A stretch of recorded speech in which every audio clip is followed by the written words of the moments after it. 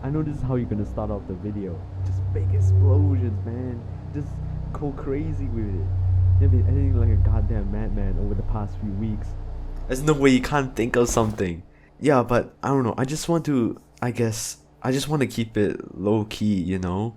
I don't know. I just don't want to be this big thing. I don't think it should be like a big thing. I'm just coming back to YouTube. But your fans will love it. Just make things big, man. Just go out with an explosion. Look, I can build the map for you if you want to. Please, it's really not necessary. Why am I the person that's motivating you again? I appreciate your help, but it's just, I don't know, what am I supposed to do now?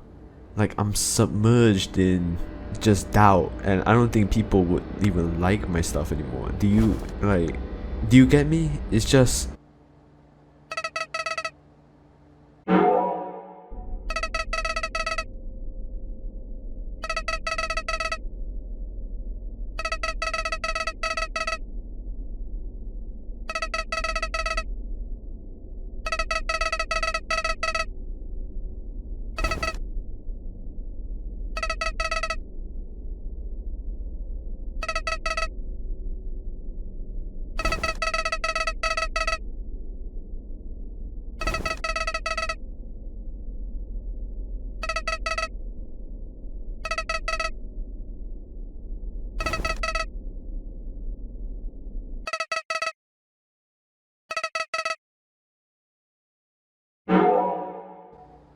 wake up, bro, wake up. You gotta wake up. Oh my god, are you still alive? Yeah, oh my god, what happened? Dude, you were tripping balls. You had this glassy look on your face all of a sudden and you just fell. Ugh, god, my head's still ringing. You know what? Okay, that's not important. Look, I gotta go. To where? Home. I gotta make a video tonight.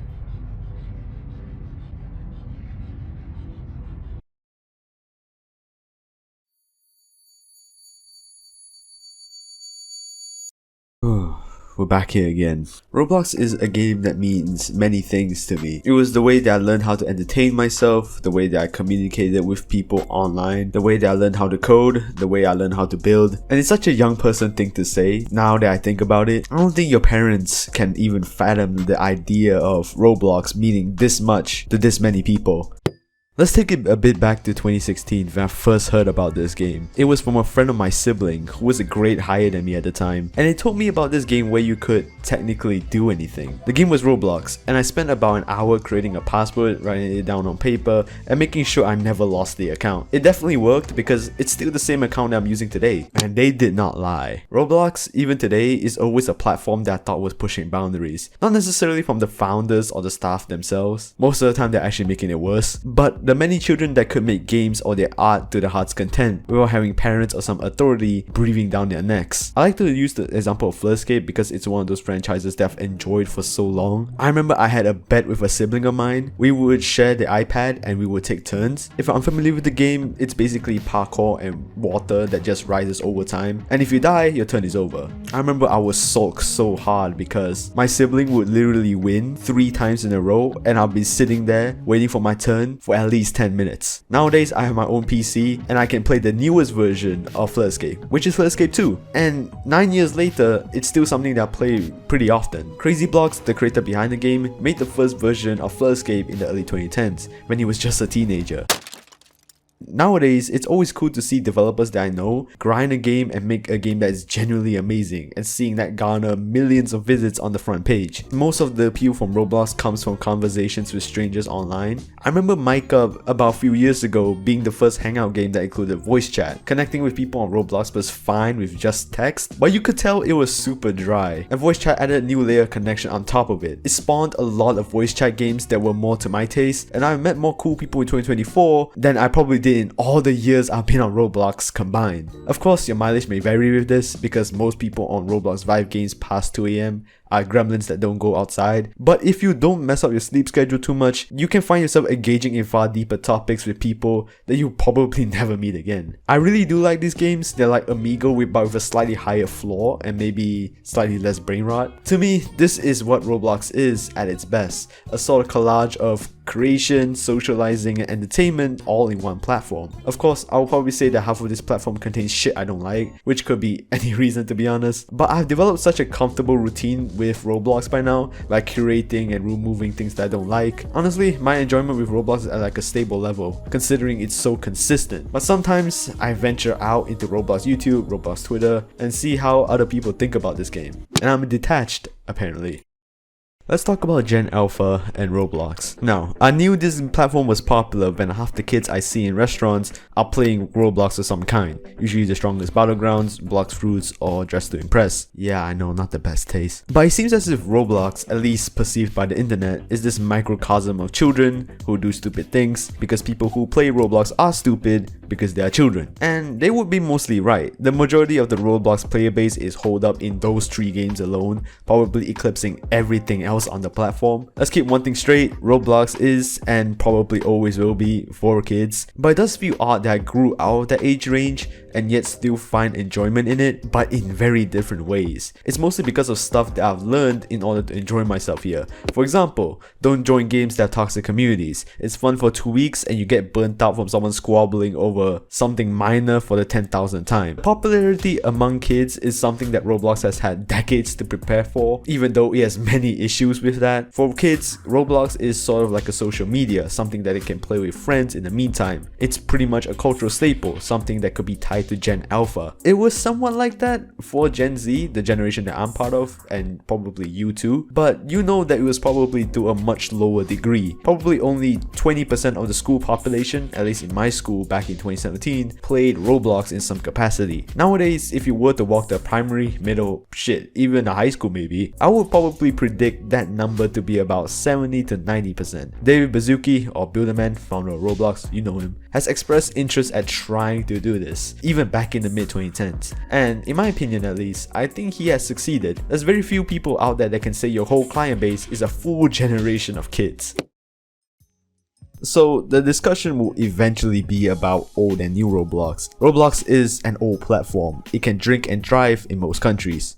I mean sane countries. So comparisons are going to be made about whether or not Roblox is declining or it was better in the past. The average Roblox Shorts viewer has the brain of a teaspoon because the last time that I talked about this, I had a bunch of kids that could barely form sentences tell me that I'm wrong. But I can't figure out why because I can't read their sentences. Really, you can go check out that video for yourself. Here's the title. I address this again in long video format, and I believe there were far more balanced takes there. And when I think about it nowadays, I think this debate is getting a bit tiresome. I don't think you can compare old and new Roblox anymore. The reason why is because people experience different types of Roblox in the same time period. Roblox, to me at least, is this platform that I use to create, socialize, and entertain myself. It means a lot. While for others, it could just be some game that they only play with friends from time to time. Or that game where they beat people up to release some pent-up rage for the day.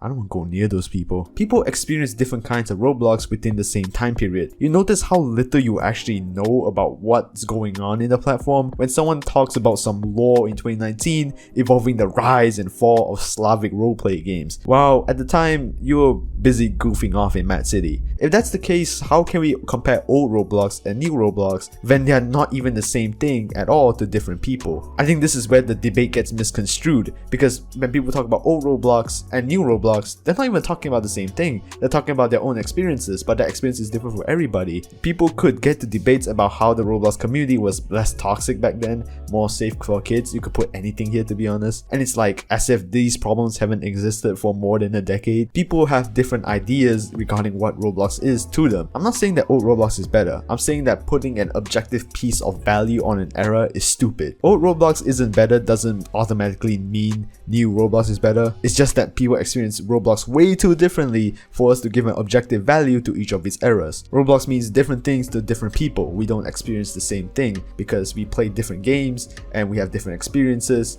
and we are shaped by the people around us, which of course are different. And unless we're all blobs that have no difference in taste, I don't see how anyone could argue about this topic when it's too subjective to even tell. So yeah, I think this debate can be put to rest. If you see someone waste their breath on this topic, just link them this section, and if they don't get it, yeah, then that's their fault. Dude, who's calling me right now? I'm trying to record. Hello? Who is this? Yo, Prof. I heard that you were back in business. It's been a while, hasn't it? 7 months? Honestly, I would probably say 11. Yeah, and it's been 11 months since you talked to me. What made you come back? I mean, how have you been doing? I had this secret agent guy came Over to me, and you know what? That's not important. I just came because I wanted to. I just felt inspired, I guess. Right. Any videos that you have been doing recently? Yeah, I have one currently in the making right now. You feel that high energy right now? What are you talking about? The energy when you make Videos again? That sort of hyperactiveness? Yeah, I feel it. It's like everything, Suddenly became clearer. I guess. It's a good thing, you know. It shows you're getting back into the swing of things. Wait, how did you even... Know that I was coming back. Wait, never mind. Don't answer that. He told you, didn't he? Yeah, he did. He told everybody. So when you want to catch up? It's been a year. I want to see what's going Going on with you, you know what I mean. Where you at right now? I'm at Frosty's, chilling. You can swing by if you want. It's still 8 p.m. I don't know. I mean, by the time I get this video done, it will probably be like 8:30 and I'll probably have to drive out. Come on, bro. Do it for me, please. Okay, I'm gonna finish this Chapter, then I can kick you for you in Frosty's. Okay, sounds like a plan. I'll see you in 30 minutes. Yeah, I'll see you. Okay, chapter 2.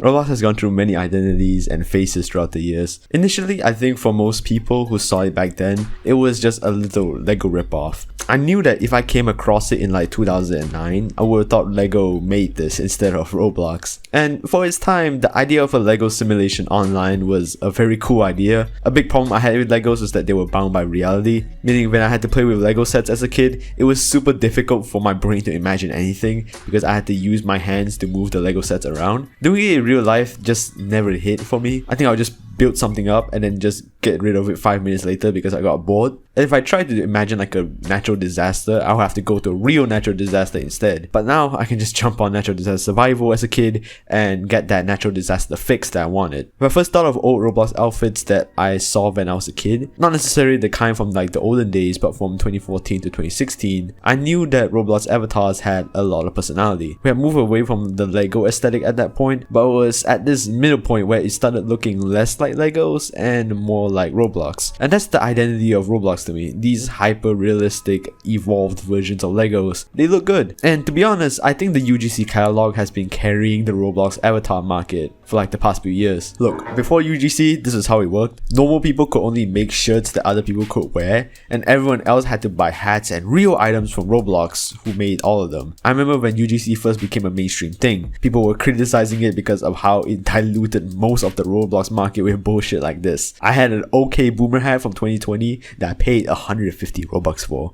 150 Robux for a dead meme. I'm still salty about it. It's been like a few years and oh my god, it's just such an L purchase. But I mostly thought that the liberation of UGC was a very good thing. It meant that people were getting more creative freedom over their avatars. Roblox, by definition, being the administrator of stuff, was split between A, keeping the company running, and B, pouring new items into the catalog, which by the late 2010s was something that they barely did. And I think they should, because at that point I think they had lost their touch with making Roblox items. If you think about all the iconic pieces by Roblox, it'll probably be something old, like from 2014 and before. I can't name any Roblox hat off the top of my head that was created after 2017, but I can name the Dominuses, the Shaggys, the Silver Crowns. Given this leverage to create items to UGC creators, obviously created a lot of shit items that clogged up the catalog. I would say 95% of creations are bad or are just bought ironically. reality, but it meant customization to a high degree that Minecraft, Fortnite, or any other game can't possibly replicate. Roblox is a social media first, game second nowadays, so seeing people's avatars be customized to a level comparable to Snapchat or Instagram is going to be a competitive edge and something that aligns with their vision. There's an argument that old Roblox outfits had a lot of charm, and I would say that I agree. At the time, there were probably only a few hundred items that one could choose, and some people maximized and gave as much character to their avatars as they can back then. But I don't think this was Roblox's vision to keep it whimsical, Lego-y, and fantasy-like. None of this can pass off as even photorealistic or half-realistic, and I think Roblox thought that this was a problem, considering what they decided to do in the past few years.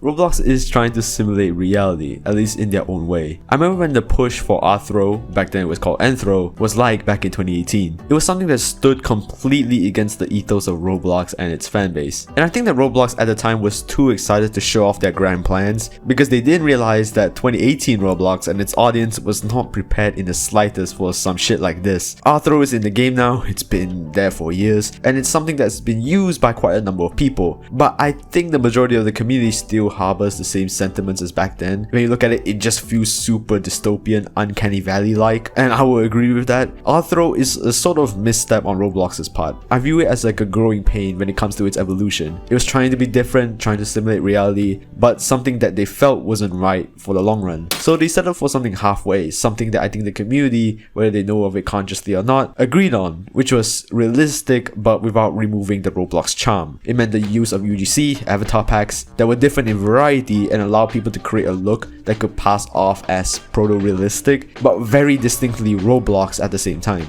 And I think this is genius. Roblox before UGC was far more removed from reality in terms of avatars. Most of the items they created were bizarre, things that would belong in a museum rather than out on the streets. I mean, look at this. Imagine seeing this in real life. But from what I hear of UGC creators, most of the money that they make comes from making realistic items, stuff that you could see for versions of in real life. Hair, chains, watches, clothes, hoodies, things that you could see if you take a walk down to your local mall. And I think this is super interesting. Of course, there are the troll avatars, those that makes you really small, really large, or ridiculous, but it gives optionality, having the option of being a fat chub, a small person, or even something with more realistic proportions. Having less limits of what we can do with our avatars gives the upside experimentation, while having less of the downside, considering that these changes can be done by clicking a few buttons on the Roblox catalog. I think Roblox's identity now is not to be realistic or to simulate reality, but giving people the chance to choose if they want to. We don't have to choose between hyper-realism or being unrealistic. Frontlines is a game where the Rthro that was used elevates it into somewhat of like a budget card but for Roblox. Just to Impress, which to me is like an evolved version of Fast and Famous, does benefit from the uncanny valley-like look that the Rthro gives, and that specific avatar pack definitely gives more customization than previous iterations like R6 or R15. Those outfits were limited by the blockiness of regular Roblox avatars. You can go successful with that, or you can strip it bare bones and return to the old style, someone like what Resident Massacre did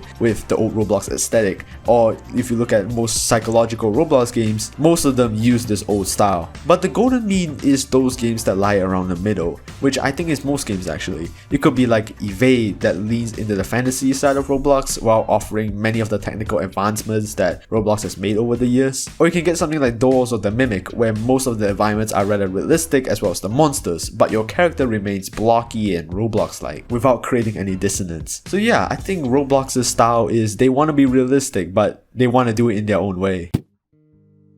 The Roblox profit machine is what I like to call for games that have a blueprint system when it comes to how they make their games. Anime games are generally the most formulaic, that outside of a few like Deep Woken are copy and paste from previous iterations. But let's take it back to the first formula ever, which was simulators. In 2017, Weightlifting Simulator popped off on Roblox, surpassing the, at the time, king of Roblox games, Jailbreak. The gameplay was equivalent to Cookie Clicker. You clicked the button and made a rep, and you just sit there waiting for yourself to get beefier. In my opinion, this is probably one of the most dry games I've ever seen pop off. Like, lifting a barbell in real life gives you more fun and gets your workout routine in for the day, but you're spending time doing it on Roblox. Anyways, Pet Simulator took this this and refined it, creating a very robust monetization system. Unlike just game passes, there are gambling elements with incredibly broken power scales and backed by a community that wants to see all of this. It's no wonder why it took off. Swarm Simulator also sort of paved the way for this, but it's slightly more dynamic but super grindy. The reason why simulators work is because of emotional investment. It's so easy to get sucked into all these games. The thrill of getting better and self-improvement pushes you on in the first few segments, and then after that, the sunk cost pushes you to finish the game so that you don't feel as if you wasted your time. In the first phase, you like the game, in the second phase, you hate it, but either way, you would still be playing, increasing retention. All kinds of Roblox blueprints work because of this, at least in some way. You needed to have some sort of emotional investment, and then after that, a sunk cost that keeps you going. I think the better the game is, the more prevalent and longer lasting the first phase is, but from my experience talking to people who play these blueprint as games, generally the second phase is what keeps them going at this point. What basic economics tells me is that if something works, people will copy it until it doesn't. So after seeing the success of Bee Swarm Simulator and Pet Simulator, 2,000 of these sport simulators spawned per minute from 2019 to 2024. This same thing happened with Battlegrounds, tower defense, horror, etc. There's a blueprint, a set of guidelines that one can copy and paste easily in order to succeed and make a sequel. And there's a sort of quality in quantity, a sort of quality in being uniform with everybody else. You can see 5 games that look identical but have different developers with different stories, and they could all be very different games mechanically, but the similar packaging makes it an easier click for new players considering they think it's very similar. The reason why this blueprint model wasn't that boring in the 2010s or wasn't as prevalent as today,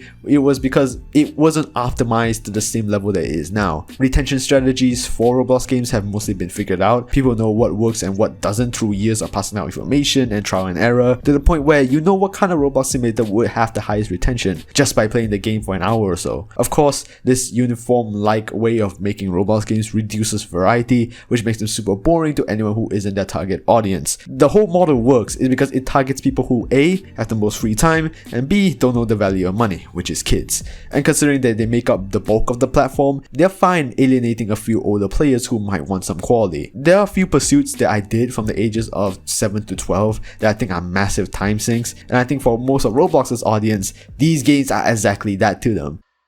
This is something that I find most prevalent in anime. For example, let's say tower defense, there is non-anime tower defense and there is anime tower defense. The first community is somehow as large as the second, maybe even larger at this point, and it's 200 times more toxic. Tower defense games by nature are non-competitive, so the audiences are supposed to be more chilled than other games like Battlegrounds, which are very competitive. There are gremlins in some of these games. They don't go outside, they don't go sleep, and they grind these games 12 hours a day. Okay, ran over. When I talk about the Roblox blueprint, it's like, why waste time innovating where it's really more risky when you can just work off someone else's blueprint and hopefully get a chance at success. Roblox's success, no matter what you ever do, is random. There's certain constraints that you can do, certain strategies that you can employ, but it depends on convergence and player behaviors that are mostly outside of your control as the developer. You can't even predict or time when your game will blow up. The way that the Roblox profit machine works, it's very efficient. It fleeces the Robux and time for many impressionable kids who really don't know the value of 2 of those resources, and then the developers get to make a steady living copying off a blueprint from somebody else. To me, this whole thing is a win-win. But of course, this wasn't how Roblox used to be. Back in the early 2010s, most Roblox projects started off as solo creations where people messed about in Roblox Studio. The blueprint idea has been done many times. Back then, the old blueprint was to make murder mystery games pioneered from Twisted Murderer, The Man Murderer, etc. Somehow, Murder Mystery 2, a game that I feel has been untouched since 2017, is still getting thousands of visits today, a sort of remnant from that earlier era. But this blueprint conservative way for Roblox game development that was pioneered from the mid-2010s did sour the platform into becoming like a glorified Flash player where all the games are the same but for the kids of today. Roblox is far more capable than what the front page will let you assume. You can get a very decent indie game from it if you push the engine to its limits. I would say the best games on Roblox are bordering on indie game level, something that can be published on Steam without batting an eye. So there's a problem here. There's an outgroup of people not too familiar with Roblox that see the surface and it looks like garbage because it's mostly made by blueprint slop, while there's an in-group that knows the best games of that platform. In a way, its identity is very split between the two, caught between a kid's game with no substance or an engine that could sometimes deliver thoughtful commentary on real life issues, punchy gameplay, or some showcases that look really nice. So this is what the Roblox market kind of looks like today. Here's the long tail,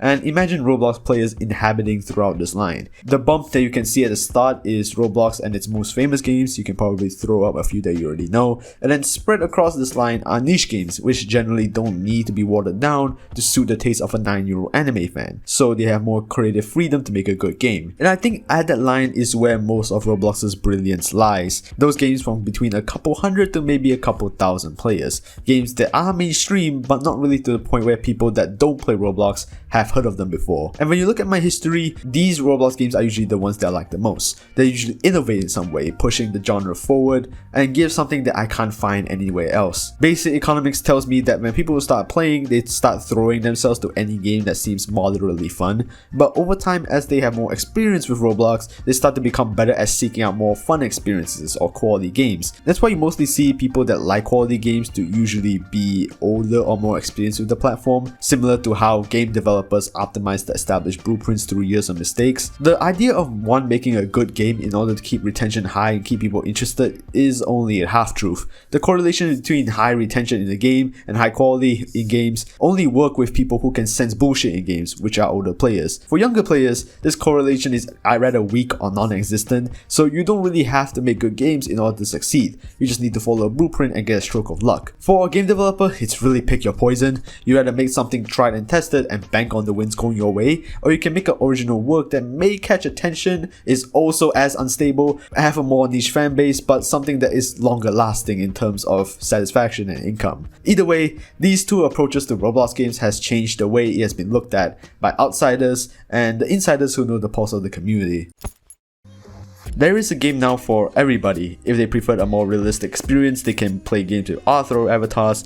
If they have a boner for old Roblox, there are a few games that could support that. There's a lot of choice nowadays, but notice how, except for being branded under the Roblox logo, many games on the platform look almost nothing alike. They could be sharing spots on the front page, but have completely different fan bases catered to different people, and they would never interact with each other. And I think this is Roblox's strength. It's a good thing that people have options to find the communities that they like online. Roblox doesn't need to have an identity. Its identity is to be formless, so people can mold it to however they want. It's a Frankenstein. There's no cohesive identity, and I think that's great. Back when it was more cohesive, people would bond more if you just told them you play Roblox. I remember doing the 2018 egg hunt with people that were completely the opposite of me in terms of personality. There's really no unifying thing holding the Roblox community together, and sub-communities usually don't interact with each other at all. In a way, I do like Roblox calling their games experiences, as pretentious as it may be, because it feels like stepping into a whole new culture with every single game that I play. Roblox to some people may feel like one homogenous group of people stuck in a bubble. One person's Roblox diet could just be Battlegrounds games and they think that's all the platform has, but it's mostly that these genres with blueprints all feel samey, so they share the same fan base across multiple games and have the same community. If you're stuck in that bubble, you may feel that this is all that Roblox has, and I think that contributes a lot to boredom. But the best way to enjoy Roblox from now going forward, at least in the future, is to enjoy how random it all is, jumping on games and giving them a try just because it looks interesting, make friends from very different communities, and benefit from the options that it gives you rather than boxing yourself in. So now we have all caught up. How's your video been doing? Yeah, I mean, it's a really big one. It's probably the most ambitious one I have yet. But yeah, it's been a pain in the ass to make, you know what I mean? I get it. How long is it though? I don't know, I'm looking at maybe 30-40 minutes here. 40 minutes? Dude, what are you saying? What are you even talking about? You know, it's the same old shit, you know, Roblox and stuff. Bro, that's not enough content for 40 minutes. There is. So you've been working on this video like the whole year or something? Ain't no way, man. Nah. It hasn't been like that. I mean, I've thought about it, but it's not really my style to draw out projects like that. You never really told anyone. I'm checking your channel right now. There's no announcement. Shit, man. I don't want to lead people on, you know what I mean? Like, endlessly tease them. Unlike some people. Alright, fair. But you gotta at least get an announcement out, you know what I mean? At least so people know that you're alive. What are you even talking about anyway? You know, the usual stuff, I guess. Talking about old Roblox, new Roblox, yada yada, the same shit, different day. Then why is this video taking this long? You know, it's got different bits, you know what I mean, different conversations that I gotta pull from. But there's a certain problem. Yo, spill it, now. Yeah, but, I don't know. There's this one topic right now, I've got it written down and everything, but fuck, this topic is just crazy. Bro, it's Roblox. How messed up can it get? I mean, yeah, true, but cut the bullshit. Spill it. It's not gonna be that crazy. You're overhyping it. I swear I'm not. I swear I'm not overhyping it. Then say it then. Alright, here's the topic. It's about...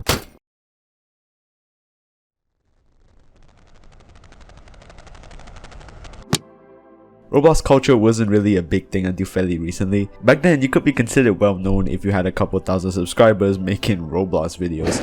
There wasn't any big scale effort to specifically target Roblox players because back then the market was super small. For most of 2010 to 2015, it was just this small corner of the internet where on one hand, there were kids YouTubers that were just looking to entertain people and some teenagers that simply wanted to make whatever they want. This grassroots style of making videos definitely has a purity to it that you simply can't replicate it today. I remember most of these videos being so low poly, you can see the aliasing effect lines on most of these videos. However, these videos of Roblox have maintained many long-running traditions that still embraced today. The Roblox animation community is one of those communities where I feel has been strong for over 10 years now. You may have seen a few short Roblox animations or machinimas that are very old, animated in a very primitive style. But those laid the groundwork for many of the best Roblox animations that you see today. The methods are different of course. Back then stuff like Moon Animator or Blender simply didn't exist or wasn't used due to its high complexity. But we have come a long way. You can just see how smooth many of these feel compared to back then, as well as the upgraded environments. Roblox truly popped back in 2020, where I think it fully came into the mainstream. TikTok was definitely a huge part of that. With the lockdown coming over and everybody was stuck at home, people still wanted to connect, but they could only do so online. And of course, Roblox was probably one of the best ways to do just that. I have friends that would have never tried Roblox otherwise ask me about it during the pandemic. In my opinion, Roblox was already popular by 2016 to 2019, there was a very steady following already, but I had never seen anyone play the game itself outside in real life until 2022 after the pandemic settled down. At that point, it wasn't enough getting 50k subs and the whole Roblox fanbase with you. Now, the biggest creators were in the millions and many people outside of the Roblox sphere heard of this little game for the first time. It was rather jarring seeing YouTubers that were outside of Roblox that should have never heard of it try the game out. As well, it was odd seeing this new wave of Roblox content creation come in. It was more gamey, focused, less grassroots, but more commercial in its tone. If you look at the very first TikTok creators to get fame off Roblox, you notice that there was a new wave setting in, and that the content there felt almost divorced from the Roblox content that was around back in like 2015. Back then, the Roblox community was more tight-knit. People generally played the same few games considering that there were so few of them that were actually good. You could make a Roblox video about Epilogue and then get spotted in some game like the laundromat. No matter the genre, people played all the top Roblox games together. Nowadays, it's nowhere near as homogeneous. Everything is more divided and closed off due to the higher variety. Most people do not venture out into games that suit their taste as much. So that means that you could have a Roblox YouTuber go above 1 million subs and have no clue who they are. But there was another level of YouTubers that don't really need to follow that. Those established YouTubers are usually those that have their own niche entirely. They created their own culture. For example, most people don't really watch Flamingo or Sketch for the game they're playing. They mostly tune in to see them goof off with whatever they're doing for the next 10 minutes. But as much as I want to say that most of this expansion of Roblox culture where so many people are part of it now is a good thing, it created a lot of problems under the surface.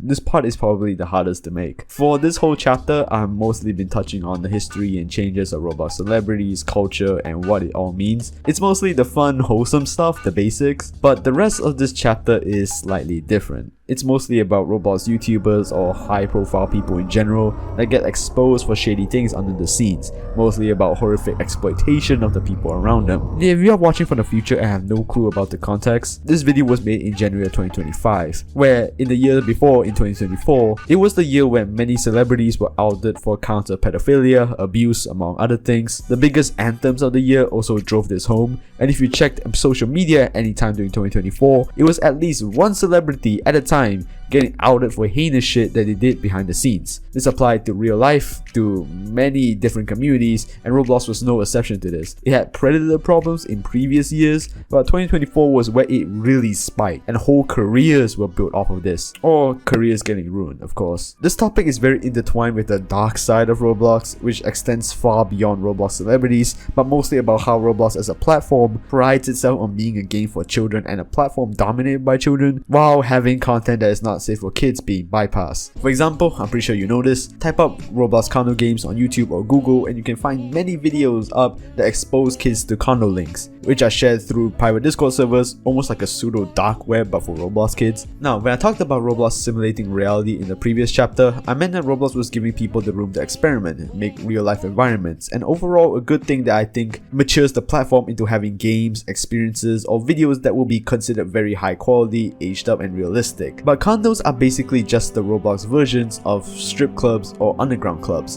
and since they exist in reality, it is natural to see why they would exist on Roblox as well. To me, the aging up of Roblox is honestly a sort of mixed thing. On one hand, we get experiences that are more gruesome, realistic, and more creative freedom to the developers. And I predict in the next few years, there's gonna be gems coming out from 17 plus Roblox that are going to be very good games. Not safe for kids, but very good games in general. But then, condos and other things that shouldn't exist on Roblox will also exist at the same time. To me, Roblox is not safe for kids. I made a whole video on this almost 2 years ago now, but I want to flesh this out further. Firstly, I want to say that condos or that sort of content on Roblox in general will never be eradicated. The problem has been around for a decade at this point. People were hosting their own Meep City condos in 2016, and before that, there were many of such clubs in old Roblox. I don't think the discussion about shaming it online does anything to solve it, and I don't think one Ruben Sim or 100 Ruben Sims can solve it. It's systemic, it's larger than you and me, and I don't think Roblox does anything to solve it, or even if they try, they can't solve it.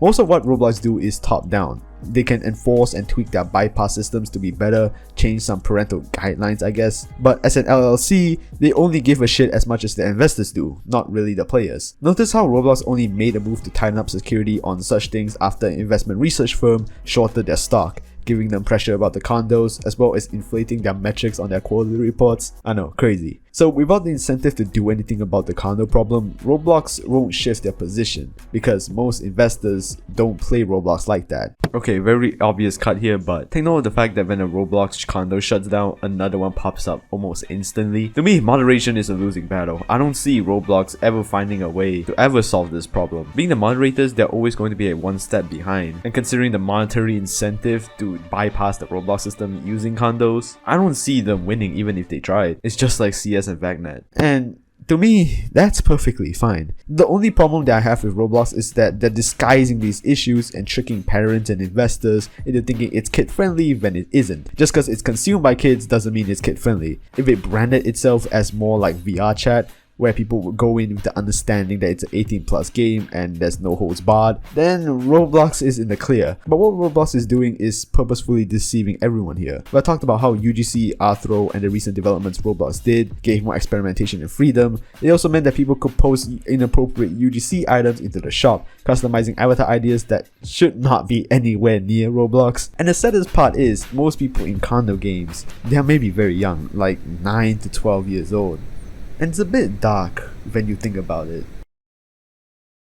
My problem is, I feel like as if Roblox celebrities, YouTubers especially, fueled the fire on this from both sides. There's a culture of Roblox YouTubers being exposed behind the scenes, while there is a counterculture of Roblox YouTubers that do the exposing. Let's start with the first one. Usually how it happens is when a victim contacts a YouTuber or posts a lengthy document online, giving thoughts about the situation, and then the YouTuber's name gets smeared. These disgraced YouTubers usually handle these in a few ways. They may go around as if nothing ever happened, quit entirely, or to give out a statement of some kind, which usually fails from my experience riding these roller coasters. And you'll notice how many people don't see this coming from the content itself. And it's it's mostly because people on YouTube, but Roblox especially, do not show even a shred of themselves online. It's mostly this bot version that tries not to say anything too vile, a version of themselves that is guaranteed to have the best market reach as something that won't be too offensive. And when you are a YouTuber and your goal is to fleece as many views as you can per day, that's what you have to do. This makes it so that you know them as a YouTuber,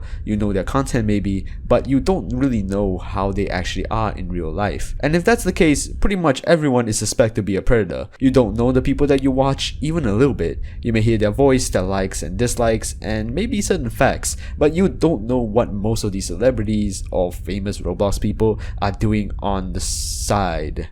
Grooming minors. Discord servers are usually where grooming starts and festers, except for a few that are managed to a tight degree. Most Discord servers are anarchy-like, where power dynamics and unhealthy relationships form all the time. It's no coincidence why there are Discord messages involved in every single grooming case online, not just Roblox. Being the owner of a Discord server as an adult that is filled with children is very weird when you think about it in real life. But I want to theorize on why grooming happens so much online versus in real life. I think grooming online is much easier, and the difference is intention. In real life, grooming is very difficult unless you're doing it intentionally. If you're in college dating someone from high school and grooming them, it's a much harder decision to say you walked into it. You have to think about IDs, the college clubs, them not having a car, and the fact that you're attending college while the person is attending high school, another institution. It gives many red flags. It's much easier to say that the whole thing isn't worth it. Online though, there are none of these social cues for people to raise any red flags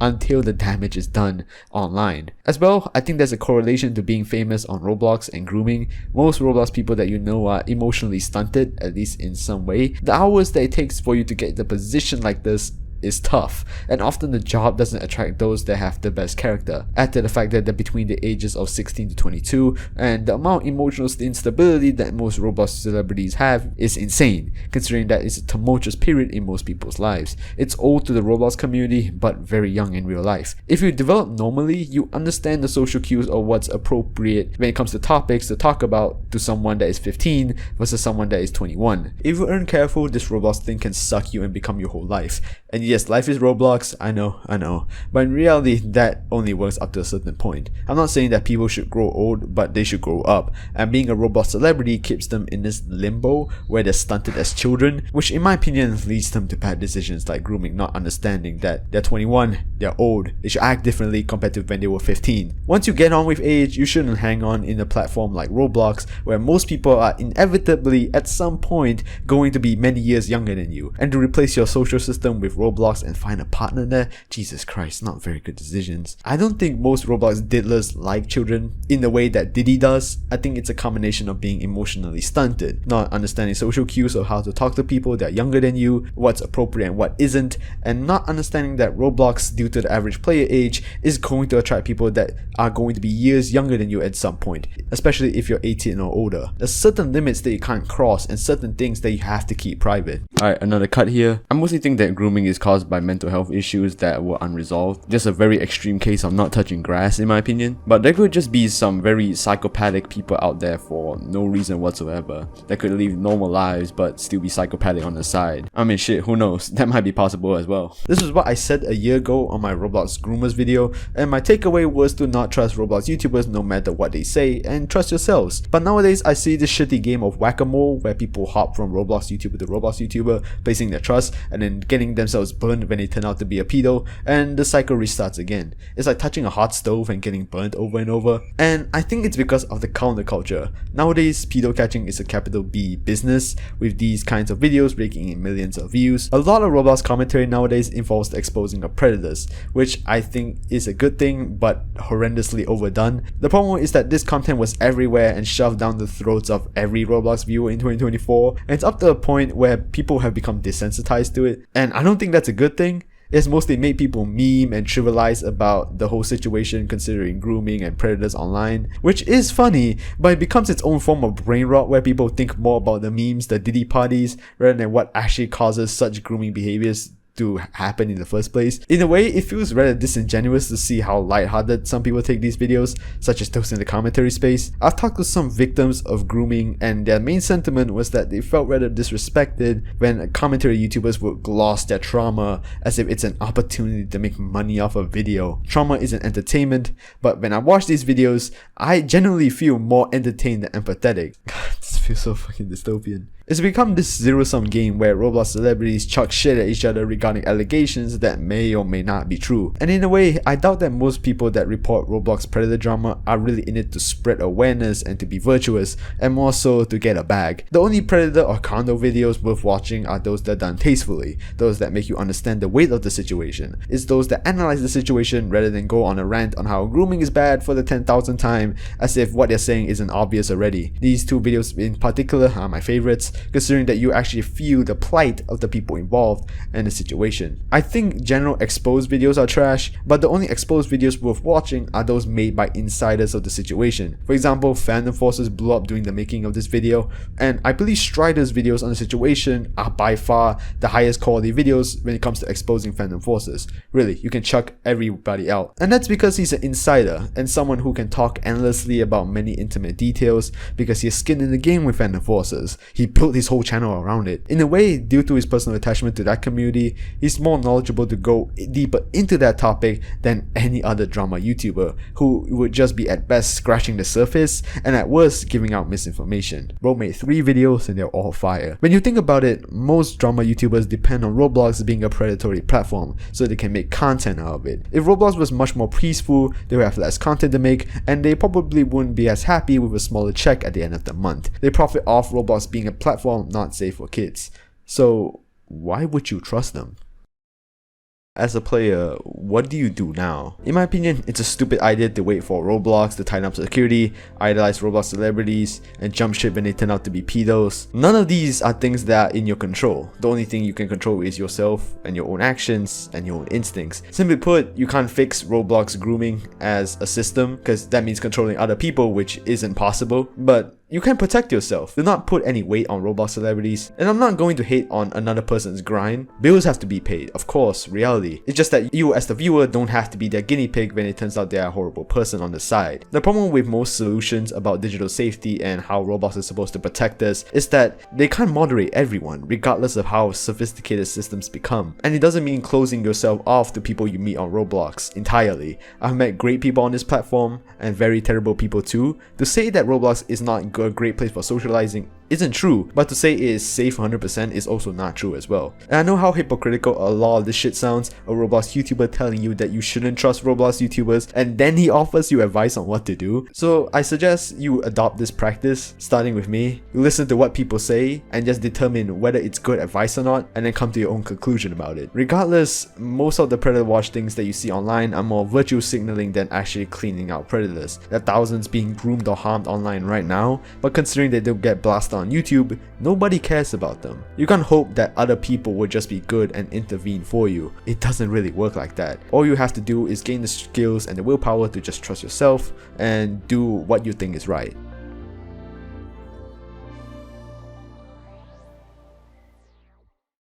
Ugh, now that's over with. I explained to you literally everything. Well, I honestly don't know how it'll be received, to be honest. Poorly, pretty sure.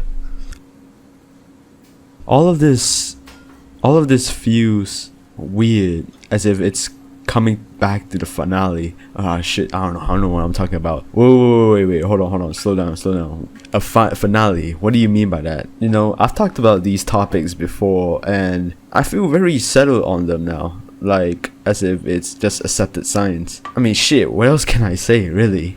You said it yourself, Roblox is everything. It has a shit ton of topics that you can still talk about. There's still a lot of room, you know? You barely scratched the surface.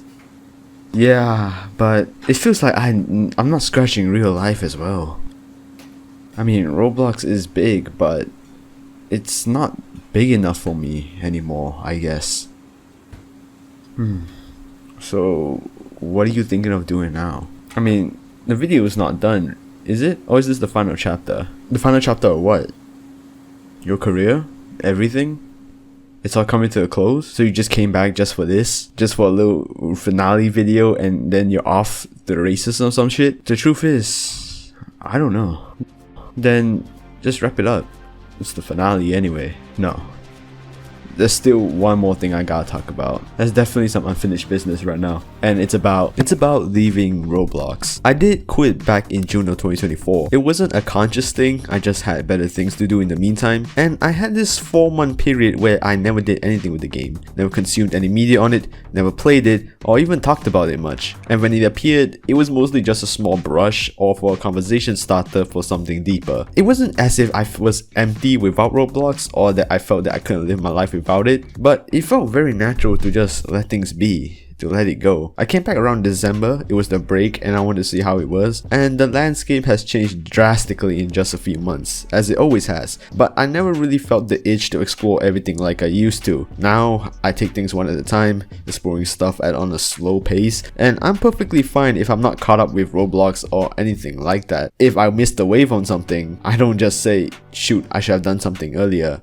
I just say, that's fine. But Roblox has always been something that has stuck with me. Throughout the entirety of this project, the one thing that I always come back to is the fact that Roblox has always been a platform to simulate reality, whether for good or for bad. To me, I mostly focus on the good things. Roblox is equivalent to having a drunk and fun night talking to friends in a real life restaurant or bar, or as a backdrop that I play to during those late night conversations where I'll have people on the side or on Discord. It's a muted force on my life by this point. I have no urge to be in the center of it, and I think the more mainstream you get, the more vapid Roblox becomes as a platform. I feel like I'm living in the bubble with this approach. I just hop on and do the projects I want, play the games I like, without caring about what's the hottest new thing like I used to. But to be honest, I'm perfectly happy living in this bubble. Roblox has helped me in real life more than I originally imagined. It's such a great conversation starter, especially for meeting new people that have also played it. It's a 5% chance-ish that someone around my age has played Roblox, and you can bounce off the other topics fairly easily depending on what games they like.